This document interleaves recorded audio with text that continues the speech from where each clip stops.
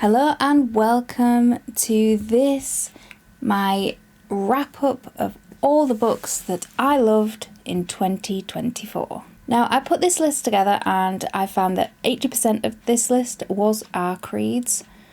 And as I didn't do a wrap up for the year before, this is going to be a wrap up of the best indie ARC reads of 2023 and 2024. Because I feel I didn't give them enough love, and 2025 is going to be all about giving more love for books.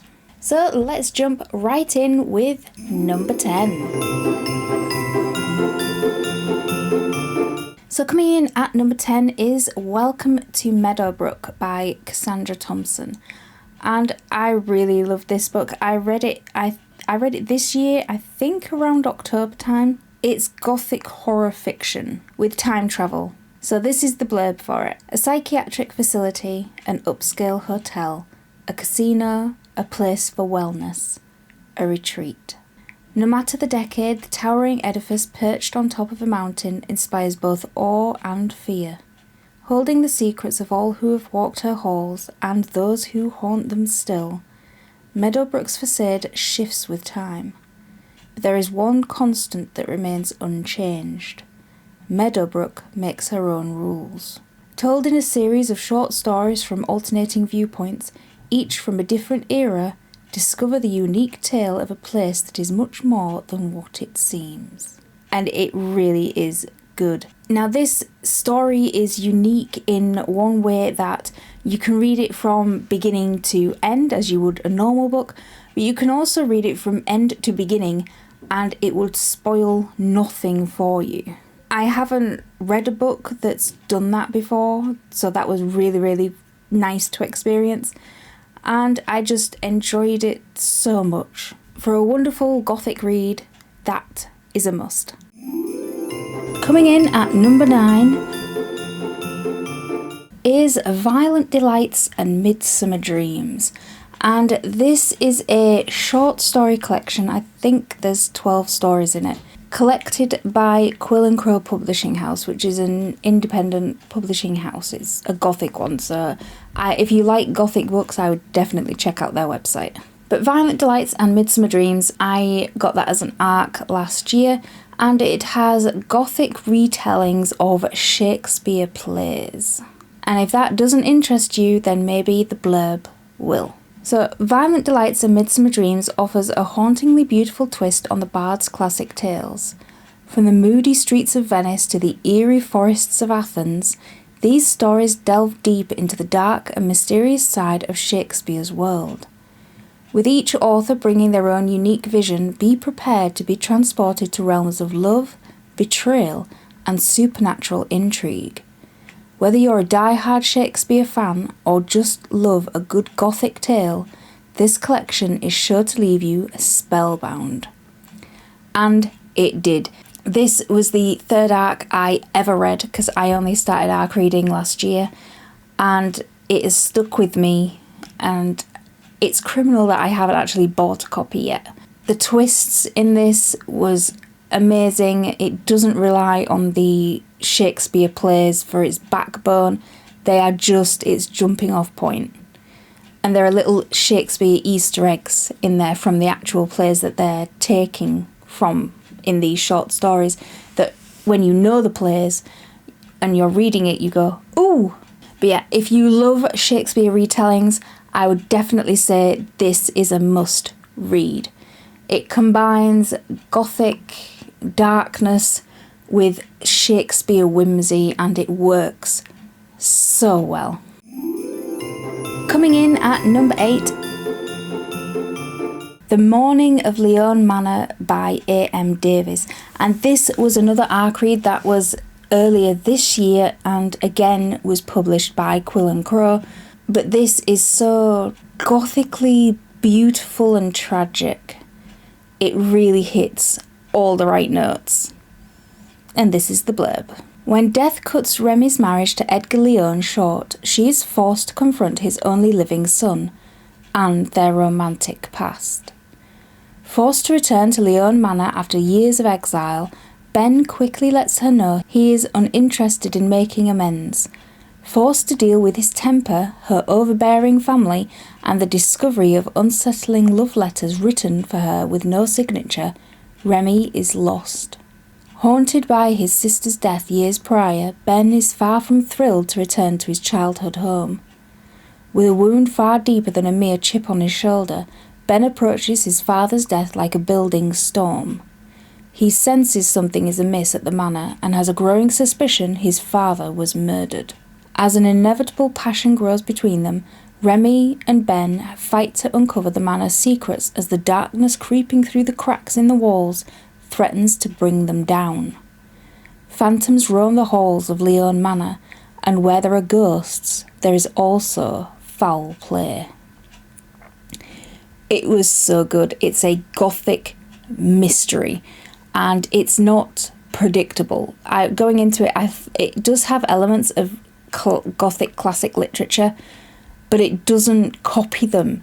It really runs in a lane of its own, and if you love gothic mystery, if you love stories such as Wuthering Heights, Jane Eyre, all that kind of really dark gothic Victorian literature, then this will be a good read for you. It has everything you want. It has a dark, foreboding house, a possible murder, possibly more than one, tragic circumstances, tragic backstories, unrequited love, ghosts, a gigantic big graveyard, and you are on an island. Then interspersed with that you have overbearing family, and then you get the family history that goes along with that. And it is just so intriguing and interesting, and it really keeps you gripped the whole way through.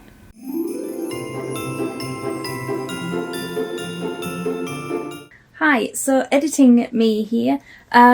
Just in editing, I forgot that I actually missed one in my countdown. So here is number 7. And at number 7 is a book called Bitter Crown of Thistle by Alicia Galvin. And it is deeply psychological horror. We'll read the blurb together. Raymond is a guy who has never found his place in life. Always the outcast, he's watched others live what he's missed. Then he decides to take an unorthodox chance by abducting Caroline Stolar, the most beautiful woman he's ever seen. Convinced that he can get her to witness a side of himself otherwise overlooked, a side easy to love. Nathan Stolar finds himself facing the mystery of his wife's disappearance, and Caroline waits for her chance, doing everything she can, hiding who she really is. Bitter Crown of Thistle is a twisting story about obsession, about the scars left by pain, and the people we become as an answer to our lives. It's really, really good. I could not put this one down. It takes place in... It's so gripping that as Raymond goes to abduct Caroline, you're trying to scream through the page at her to notice him coming up behind her. You are screaming at the book for, like, do something, turn around, notice this guy stalking you. And then she ends up in this place and it just gets worse and worse and worse. And as Raymond's interest in her wanes, then what's the point of keeping her alive? It's just amazing, and I can't believe I forgot to include it and had to do this in editing.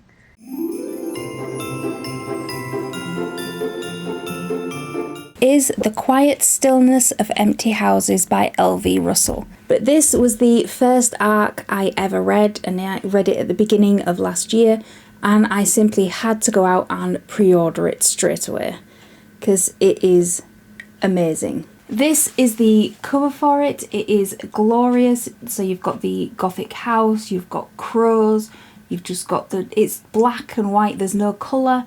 It is just perfect for what it is. And the blurb is this. Theodora Corvus can hear the whispers of her crumbling family home. She can hear the whispers of Kingsward Manor, her place of employment. She sees the watchers by the lake, black-eyed and waiting.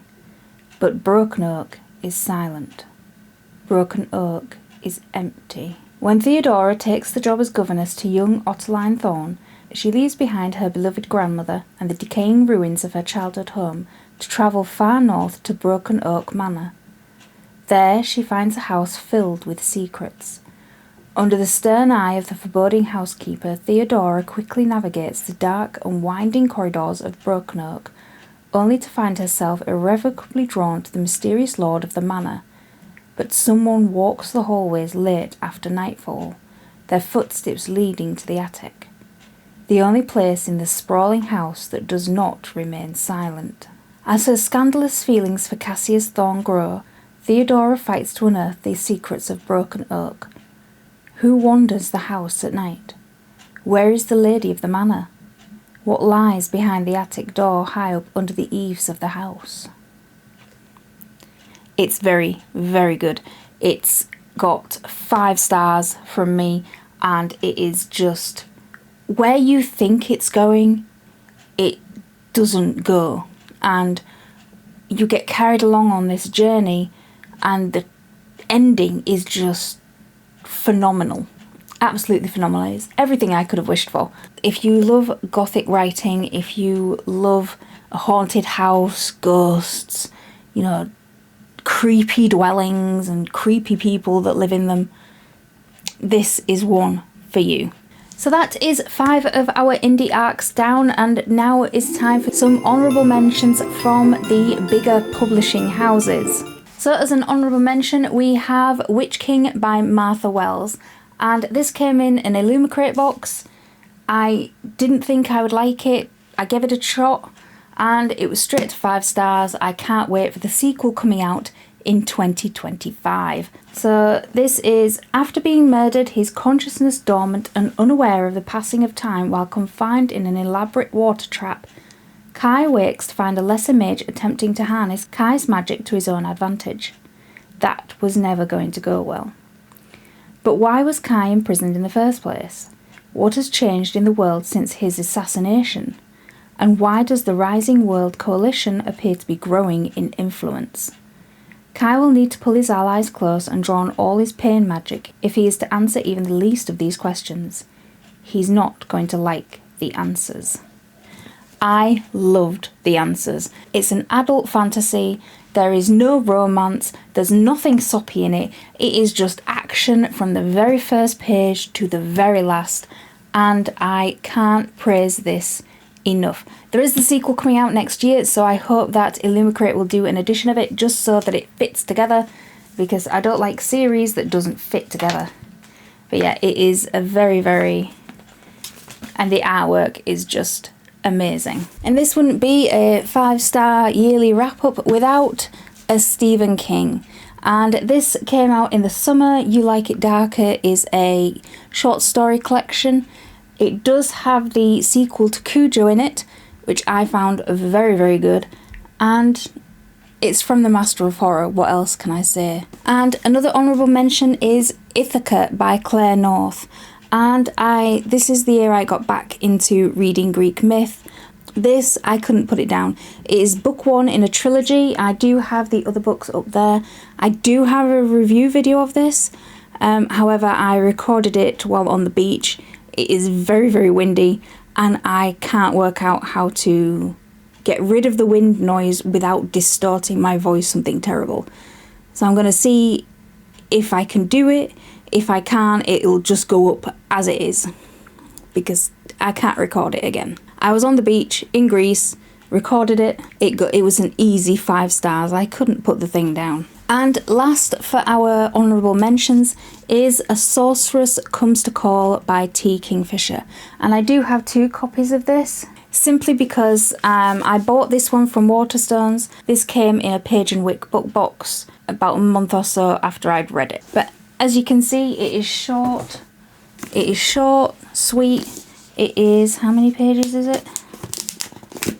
It's 367 pages long. And it is a fairy tale, not retelling, kind of retelling. It takes elements from the fairy tale The Goose Girl, but not enough so that you know where it's going. I haven't done a review video on this yet because I really want to do one, and it messed with all my Christmas plans if I did one, so that'll be a review video coming in the new year. But it's just so good. Cordelia knows her mother is unusual. Their house doesn't have any doors between rooms. There are no secrets in this house. Cordelia isn't allowed to have a single friend. The only time she feels truly free is on her daily rides with her mother's beautiful white horse, Falada. But more than a few quirks set her mother apart. Other parents can't force their daughters to be silent and motionless, obedient, for hours or days on end. Other mothers aren't sorcerers. After a suspicious death in their small town, Cordelia's mother insists they leave in the middle of the night, leaving behind all Cordelia has ever known. They arrive at the remote country manor of a wealthy older man, the squire, and his unwed sister, Hester. Cordelia's mother intends to lure the squire into marriage. Cordelia knows that this can only be bad news for the bumbling gentleman and his kind, intelligent sister. Hester sees the way Cordelia shrinks away from her mother, how the young girl sits eerily still at dinner every night. She knows that to save her brother from bewitchment and to rescue the terrified Cordelia, she will have to face down a wicked witch of the worst kind. It's so very good. It's so very good. I'm a bit dubious sometimes with fairy tale retellings, but this is the way to do it. So back into our indie art countdown is in at number 5, The Cruelty of Magic by Sean Amick. This is pure fantasy. Book 1 in a... I don't know how big the series is going to be, but it is book 1. Book 2 is coming out next year. The reason I found this is I follow the author on TikTok, and he put up an ARC review form you can apply to get it. I applied because it sounded good to me, and my god, was I glad I applied. This is the blurb for it. A warlord seeks the destruction of Runefall and the end of magic as a prophecy is met with doubt. Kyra, a young woman capable of wielding rune magic, is called from her hidden city to a temple no one knows about. As Kyra wrestles with a prophecy and wants to save her city, a dwarven king leads his people to carve a new home for themselves, but instead finds himself approaching divinity. On the other side of the world, a dark sewer hosts a father and daughter who escaped a tyrannical attack. They now hide and attempt to summon a golem for protection, but learn something about magic that might change the world. Intricate stories and deep lies connect people from all across the land. The actions of one may very well condemn the lives of another, even if they never meet. Such is the cruel way of the world and the unforgiving cost of magic.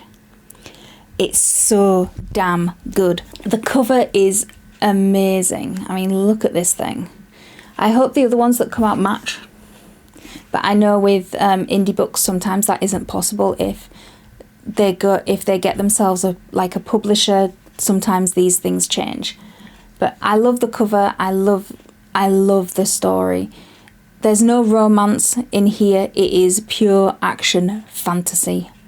And the one thing I like about this, and one of the reasons why I picked it up, is that the use of magic in this has a consequence to the person who is using it.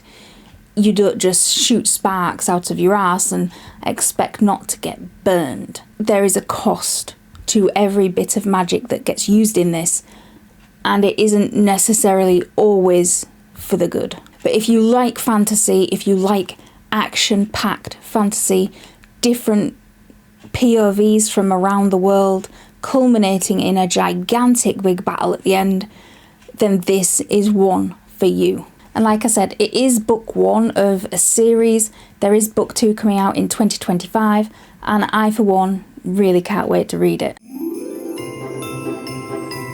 In at number 4 is The Queen is Dead by C.H. Follen.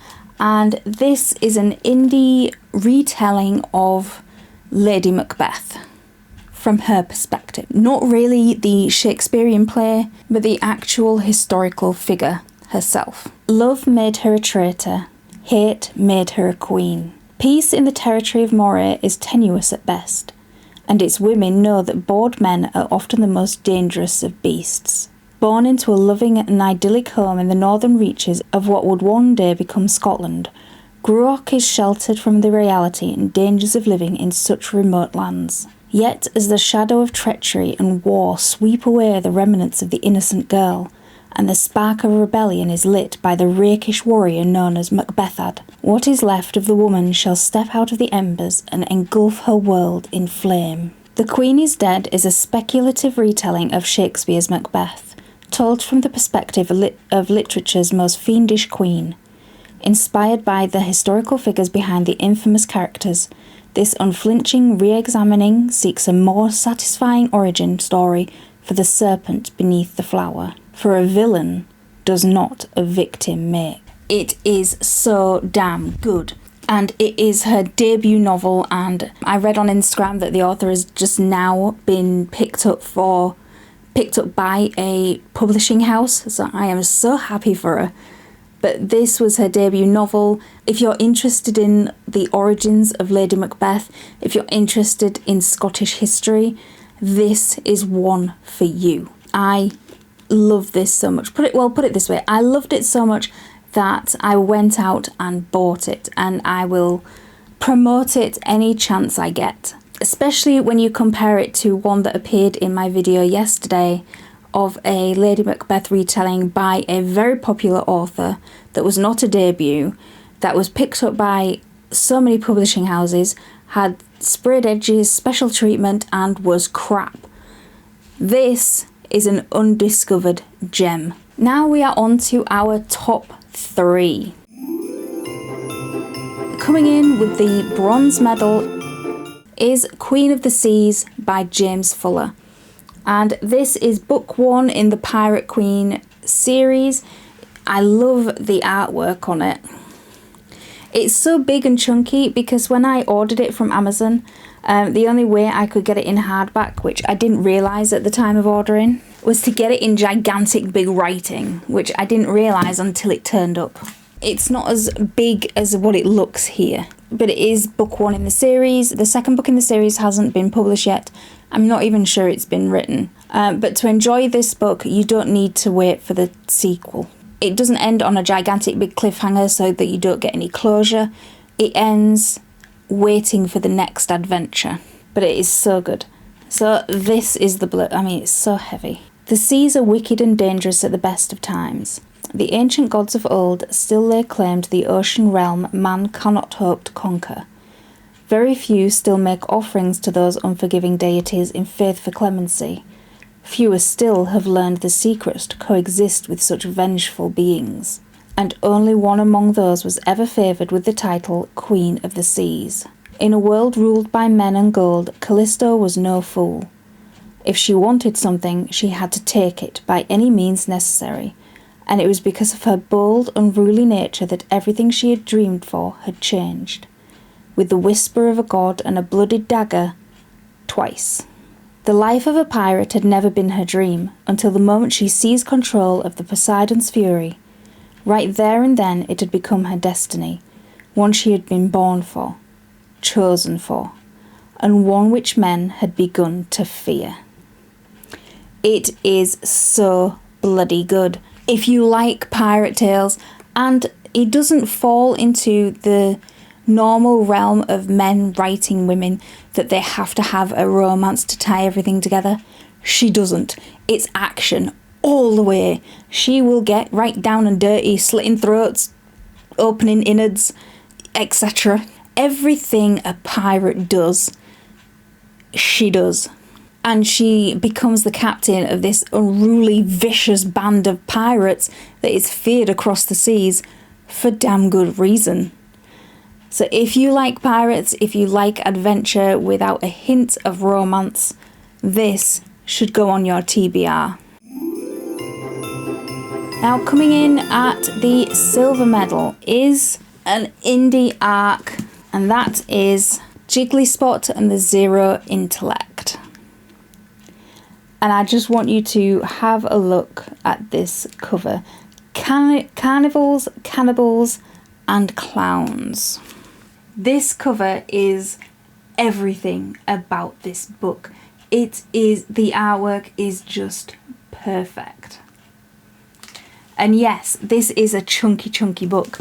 And no, it doesn't have the big writing like the other book did. It comes in at just over 550 pages, and it is wonderfully depraved.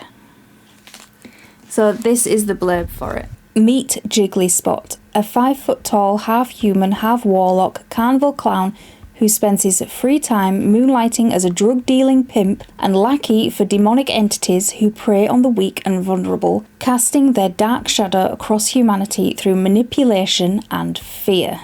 Jiggly Spot was selected to serve as the event coordinator for 2019's Summer Solstice celebration at the prestigious Cannibal Cafe, a celebration that brings together both demon and human alike. But with less than 2 weeks before the celebration, Jiggly Spot's got so much to do and little time to do it, and the feds are hot on his tail. Between securing new recruits for demonic possession, choosing fresh bodies to slice and dice for dinner, and the fact that his girlfriend Kira is eating up most of his time, Jiggly's at his wit's end. Hopefully those demons appreciate all his sacrifices. Hopefully, but unlikely. Those demons can be hell to deal with. Jiggly Spot knows he's been dealing with them for decades. Will he rise above, or will tragedy and mayhem lead to dire discoveries poisoned with manipulation and betrayal that will ultimately destroy all Jiggly Spot holds dear?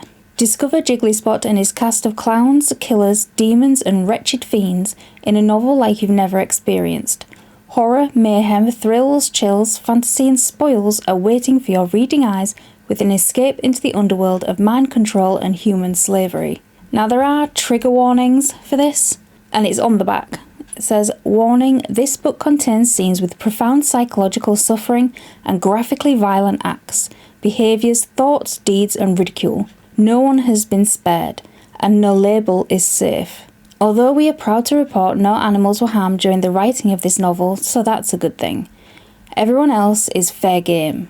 After all, if you were a demon, what would you think of humanity?" It is so good.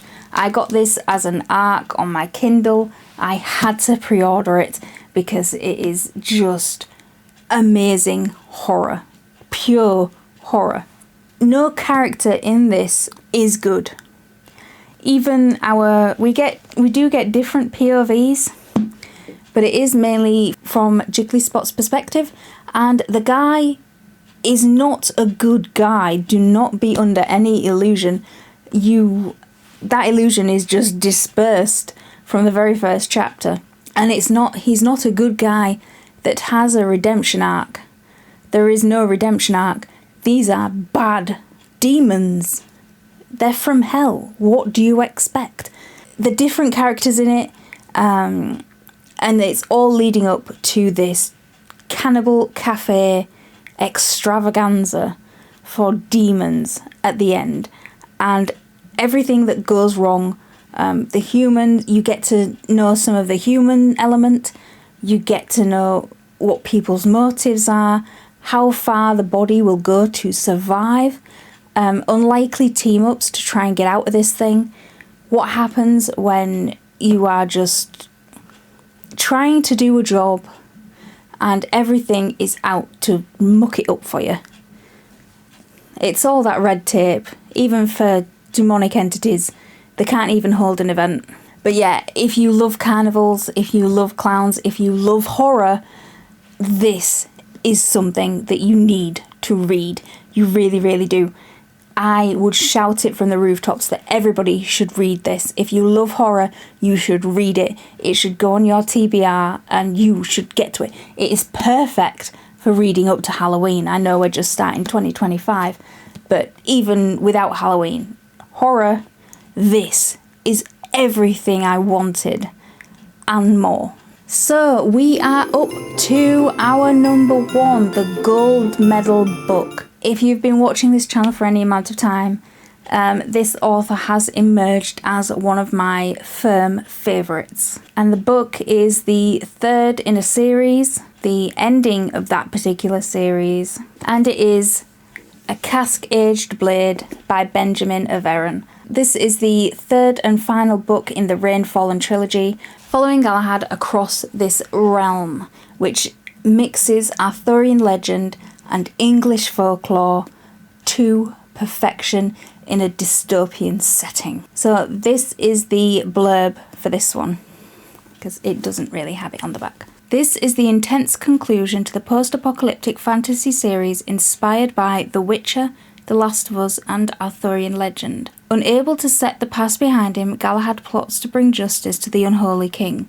But when his fury draws the attention of an ancient danger, he must set aside revenge if he's to save New London from destruction.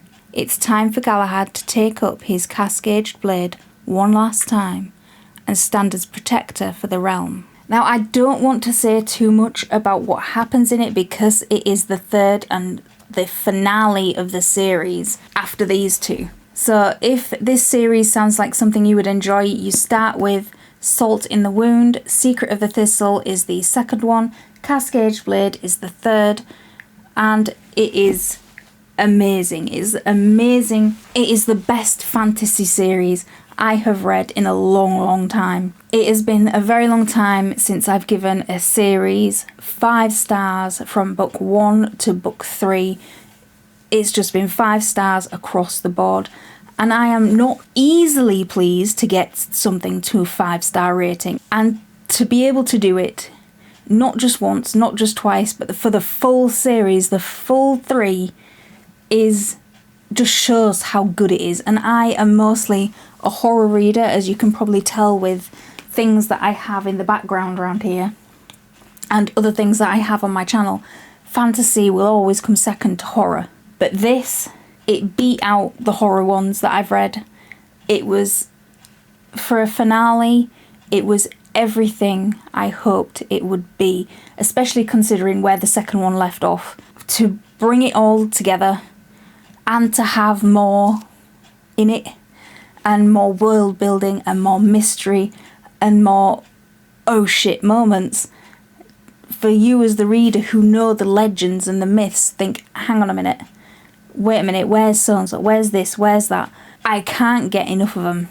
I recommend this series to anybody. If you love fantasy, you read it. If you want to get back into fantasy, then read it. If you want to try out fantasy because you haven't read it before, read it. Read it.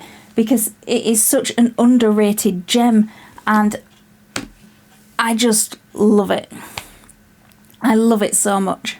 If it's not on your TBR and you love fantasy, what are you doing? You're missing a trick.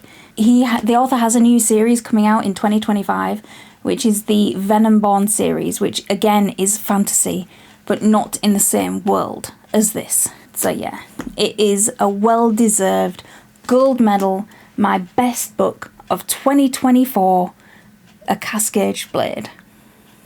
It's just perfect. It is perfection in paper form. But that was my yearly wrap-up. Let me know what you think of any of these books down in the comments below. I love reading your comments. I don't reply to them as quick as I should do, but then I don't reply to anything as quick as I should do. Are there any books that you want to read in 2025? Let me know. I love adding more books to my TBR. I hope you've all had a very merry Christmas.